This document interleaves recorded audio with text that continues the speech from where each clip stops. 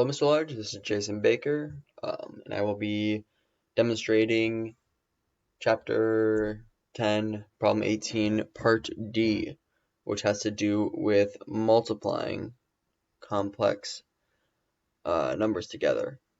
So it says find the rule for multiplying two complex numbers. It is essentially just FOILing.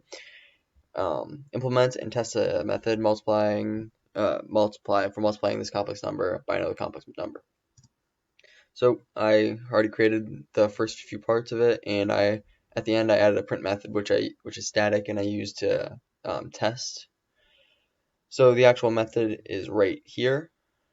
I put in a little annotation or note to anyone who would use this program to understand what multiplying a complex number is. It's just taking FOILing A, C, A, D, and then B, C, and B, D. And you can see that this is going to work out in a second. So I created a bunch of different a bunch of different doubles associating to these four different doubles here that I showed up at the obviously, yeah.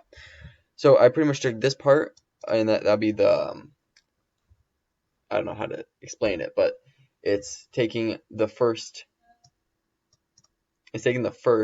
of this complex number, and it is taking the r part of it, or the real part, and is multiplying it by the other real part, which is the new complex number. Yeah, give me a second. So next we have AD, which takes the real part of the first complex number and multiplies it by the imaginary part of the new complex number, or the second complex number. The same goes for these next few. And the only real difference is in BD, I had to multiply by a -1 because I squared is equal to -1 because I is equal to the square root of -1. And finally, I just added the two that associated with my real part now, which are AC and BD, together to make a new A, and I added what would be associated with the imaginary part, which is AD and BC, together to get a new B. Then I returned the new complex number, new A, new B. Go down here, you can see that I created one complex number, Billy, and the second complex number, Bass. Then I created Billy Bass by multiplying Billy times Bass.